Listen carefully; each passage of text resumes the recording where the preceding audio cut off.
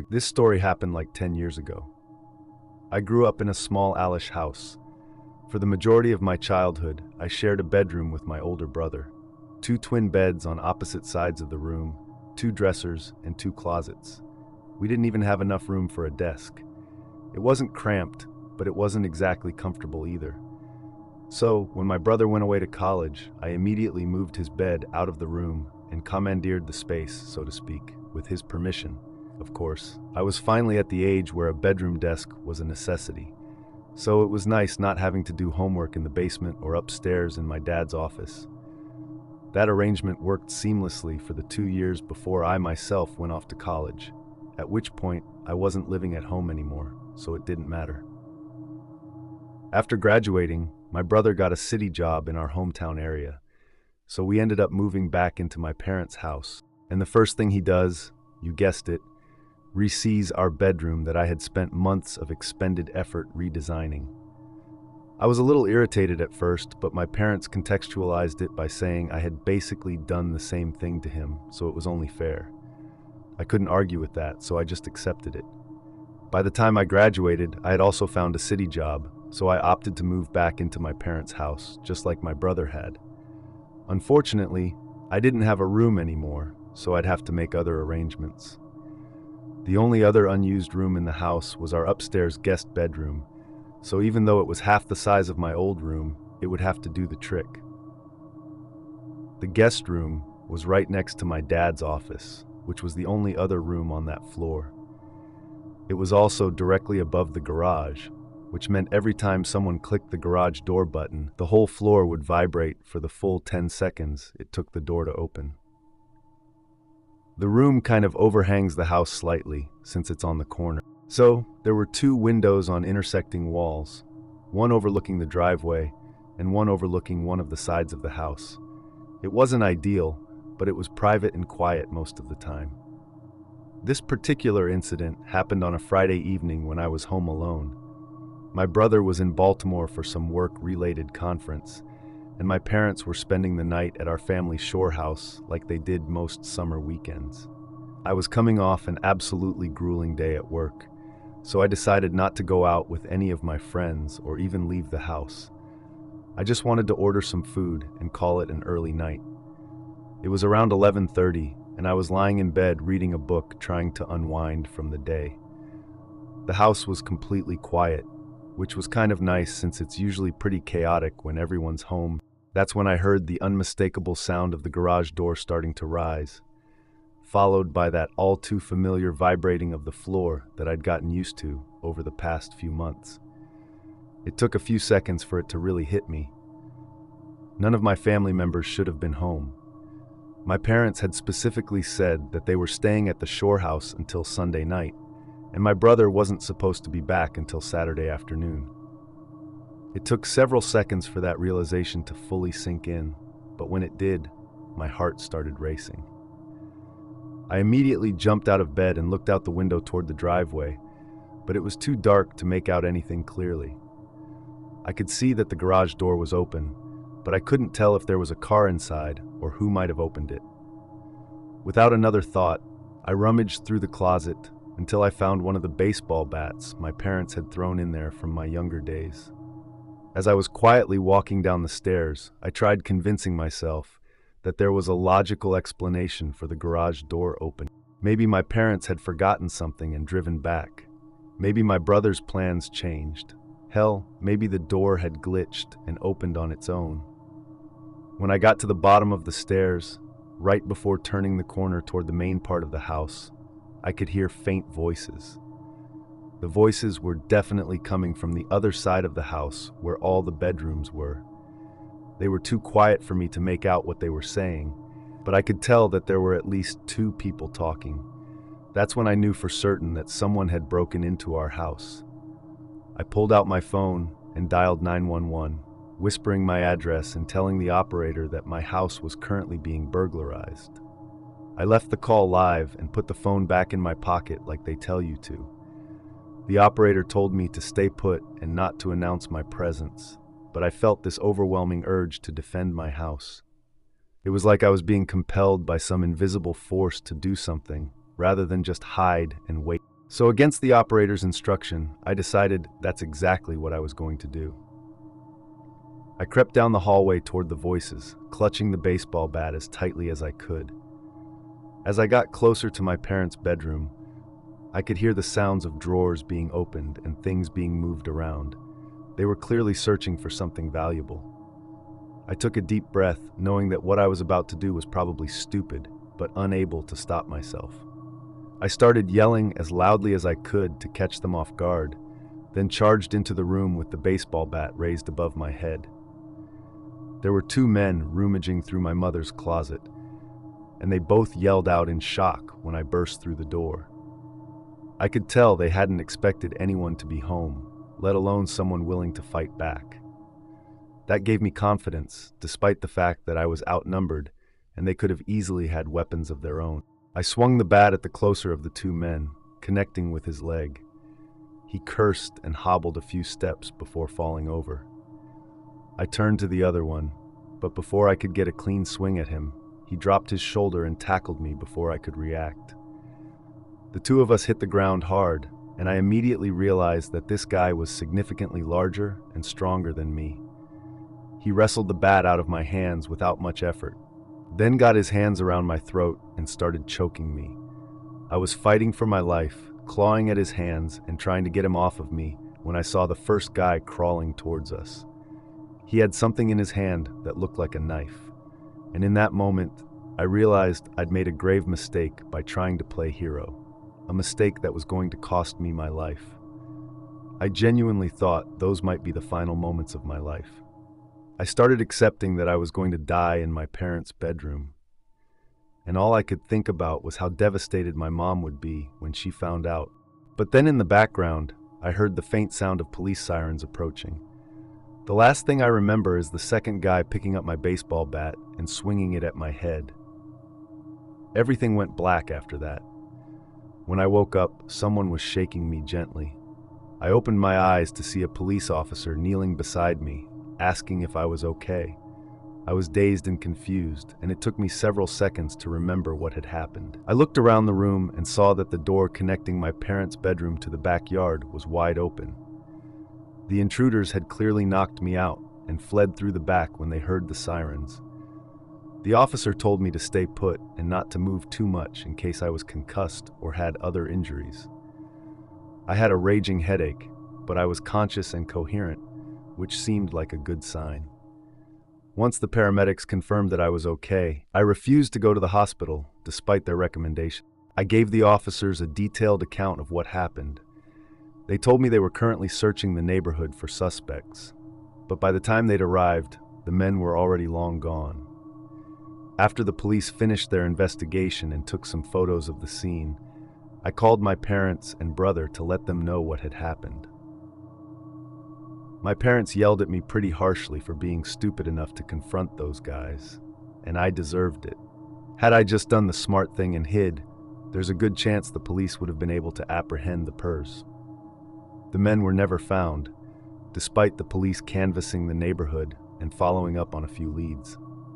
My parents installed a comprehensive security system the moment they got back from the shore house, complete with cameras, motion sensors, lights, the whole nine. The days after the break-in, something kept bothering me about the whole situation. All the doors to my house were locked that night, and the only way to open the garage door was through a little button in my car that my dad had programmed to be a wireless switch.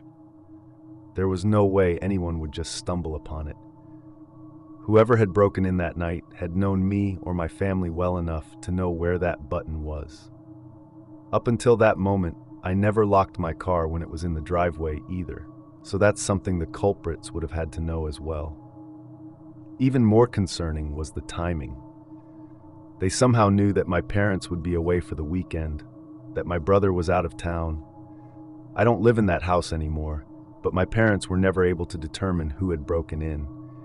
It was actually something that made my dad really paranoid for a long time, since he too thought that whoever had broken in was close to the family in some way.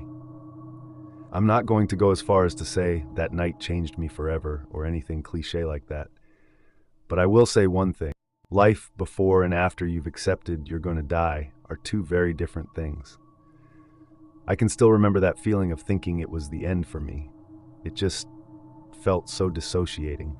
Nothing can replicate that feeling.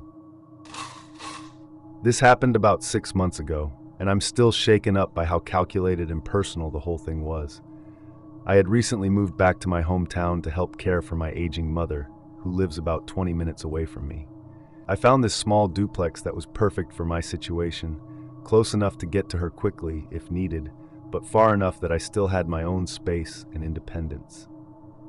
My mom has been having some health issues lately. Nothing life-threatening, but she's had a few minor falls around the house, and she's stubborn about accepting help. I've been trying to convince her to get one of those medical alert systems, but she insists she doesn't need one, and that I'm just being overprotective.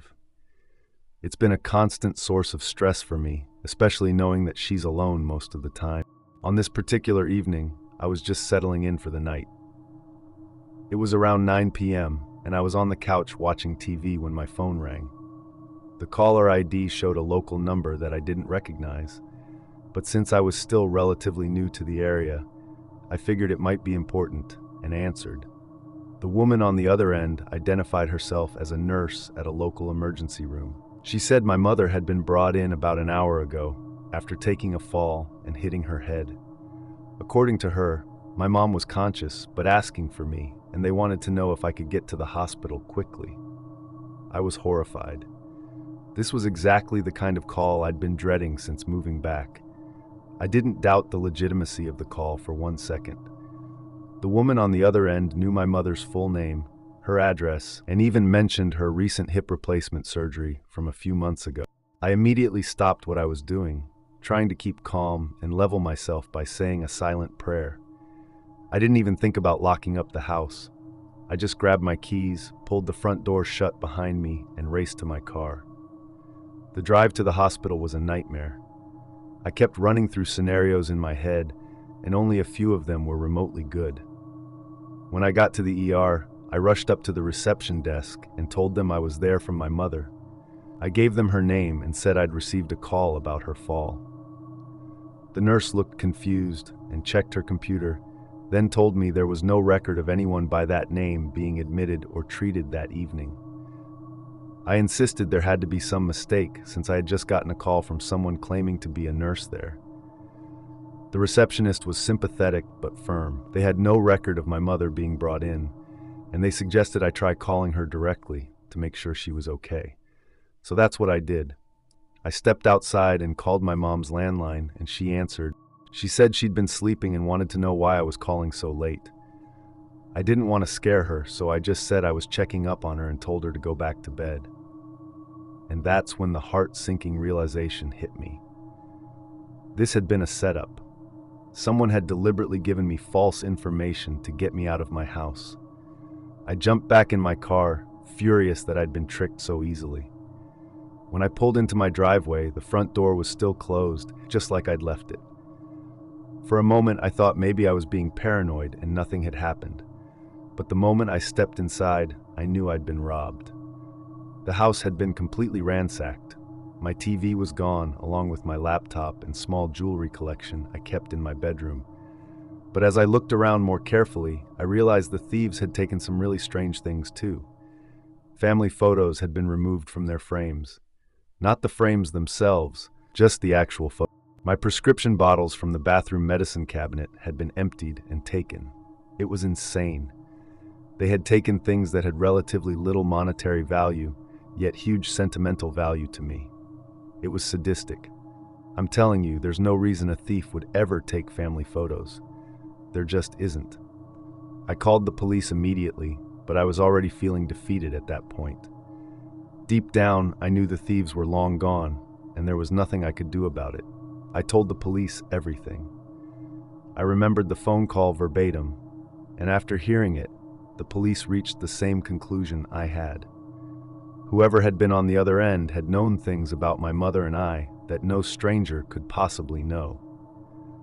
For the life of me, I couldn't even come up with a list of people who would have that information, or even ways that someone could have gotten that information in the first place. The officers told me to feel free to call back whenever I had something concrete. Then they left. I was utterly baffled. Just imagine how unsettled you'd feel if some stranger knew enough about you to lure you out of your house. The theft itself was bad enough, but the fact that they targeted family photos and medical information suggested it wasn't just about quick cash. I couldn't shake the feeling that they were planning something longer term, possibly identity theft or some other scheme that required personal documentation. But over the next few weeks, nothing else happened. Even though my mother, quote, can't remember who she might have talked to about her personal info, I'm pretty confident that she's the source of the leak. She surprisingly has a lot of friends for a woman her age, and knowing her, she probably said too much to the wrong person. I've warned my mother about that very thing, and she's finally agreed to be more careful about who she gives personal information to. But I can't shake the feeling that we're still being watched by someone who knows way too much about our lives and isn't finished with whatever they're planning. Either way, I recently got a Ring camera, so hopefully that's enough of a deterrent. If anything else happens, I'll send an update. I'm a single guy in my early 30s, and I've been living alone in this rented house for over a year now. It's a nice little place in a quiet neighborhood. Nothing fancy, but it's comfortable and the rent is reasonable. I've gotten into a good routine here and really feel like I'd made it my home. The incident happened on a Thursday night around 11. I was getting ready for bed when I heard aggressive pounding on my front door. Not knocking, but actual pounding, like someone was trying to break it down. I looked out the window but couldn't see much because of how poorly the porch light is positioned. Despite not being able to see who it was and the aggressiveness of the knocking, I'm a pretty buff guy, so I wasn't scared or anything, more so irritated and confused. I opened the front door, careful to keep the screen door shut as an added layer of protection. I'm not sure what I was expecting to see, but what I did see was surprising to say the least. There was this extremely agitated man standing there. He looked to be maybe a few years older than me. He was average height, had disheveled hair, and was wearing clothes that looked like they had been slept in multiple nights in a row. But what really caught my attention was how angry and unstable he seemed. His eyes were darting around, and he was breathing heavily, like he'd been running or was having some kind of panic attack. He was also pacing around like he couldn't keep his feet on the ground. Before I could even ask what he wanted, he started yelling that this was his house and demanding that I let him in. He said I was trespassing and that he was going to call the police if I didn't get out immediately. I thought he was either on drugs or having some kind of mental health crisis, or maybe a combination of the two. I tried to calm him down and explained that he had the wrong house, but he became even more agitated. That's when he started rattling off details about the house that made me freeze up. I don't even remember everything he said, but he knew several things about the house that you couldn't observe from outside it. Details that only someone who had actually lived there would know. Like, for example, he knew that the door for the master bedroom is poorly designed and bangs into the toilet. He knew that the back door sticks and you have to lift it slightly while turning the doorknob. There was some other stuff too, but I really can't remember it all. I don't think I even said anything while he was talking. I was just standing there in shock. But that was only the beginning. It was about to get much, much weirder. Through the screen door, he pulled out a folder and started showing me documentation. He had what appeared to be a lease agreement with his name on it, dated from about 6 months before I'd moved in. He had pieces of mail addressed to him at this address. Everything looked official, though I suspected it had been forged somehow. But the most unsettling part was when he pulled out his phone and started showing me photos. They were literal pictures of him inside my house, sitting on my current couch watching TV, cooking in the kitchen, even lying down in what was now my bedroom. The photos looked recent and completely legitimate. They weren't obviously photoshopped or staged, and most of them weren't solo. They had other people in them, all of whom I'd never seen before. He showed me one photo that he claimed was from this past 4th of July, just a few months ago. It was a selfie taken by a woman I didn't recognize. In it, the woman, him, and a few other people were facing the camera and smiling at the kitchen table. There was a box of fireworks off to the side, and the detail and context of the picture made it look completely authentic. That's when I genuinely started questioning my own memory and sanity. How could this person have all this evidence if they never lived here? I started wondering if I somehow blocked out memories of sharing the house with someone, and if I was the one having some kind of psychological breakdown. It was freaky, especially since I knew for a fact that I had been home on the 4th of July, so the pictures made even less sense. The whole situation was so surreal that I told them I was going to call the police to sort everything out. Not even in an antagonistic way. I just didn't know what else to do. I figured they could check the records and determine what was going on. But the moment I mentioned calling the cops, the guy's demeanor changed completely. He suddenly became very calm and said he'd wait outside while I made the call. Then he just walked away from the door and disappeared into the darkness. I watched from the window, but I couldn't see where he went. When the police arrived about 10 minutes later, I explained the whole bizarre situation. They told me I should try reaching out to my landlord to get in contact with the previous tenants, and that I might get some answers that way. I had all the required documentation proving I was renting this house, but when I offered to show it to them, they waved it off. They said whoever had been on my doorstep was probably just going through a mental episode, and as long as they were gone, I should just carry on with my life. Then they left. I wasn't just going to sit there and be satisfied with that, though. Whether or not that guy had left still left the question of how in the world he had all that evidence. With my landlord's help, I was eventually able to get in contact with the previous tenant. I should mention that my landlord had no idea what had happened either, and said he didn't know anyone matching that guy's description, and had never rented to anyone like that. But anyway, the old tenants also had no idea who I was talking about. They said they'd never lived with anyone matching his description, and they lived in the house alone for 3 years before moving out. They were just as confused as I was about how this stranger could have such detailed knowledge of the house and apparently legitimate photos of himself inside of it. For the next 2 weeks, I was constantly on edge, but nothing happened, and I started to think that maybe it had just been some elaborate scam that had failed. But of course, that turned out to be mostly wishful thinking. One night, I came home from a night on the town with my friends to find my house completely ransacked. It wasn't like a typical burglary, where someone grabs obvious valuables and runs. The place was completely turned upside down, like someone had been looking for something specific. What that thing was, I had no idea. The craziest part is that most of my electronics and other valuable items were still there, despite the fact that the rooms they were in were completely trashed. The police found no signs of forced entry, which suggested that whoever did it had a copy of my key. Given the timing and connection to the strange incident 2 weeks earlier, it seemed obvious that the same person was responsible. The police took things more seriously after that, and so did my landlord. He replaced all the locks in the house immediately and free of charge, and also installed additional security measures. The going theory, and the one I believe, is that some crazy person really does believe he lives in my house and broke in to look for his personal belongings or something. And okay, sure, that's problematic enough on its own, but that does absolutely nothing to explain how he had all that documentation, let alone literal copies of my house key. I wish I had the sense to take a closer look at that so-called lease agreement he had shown me, because I might have been able to get his name, but in the moment, I just wasn't thinking clearly.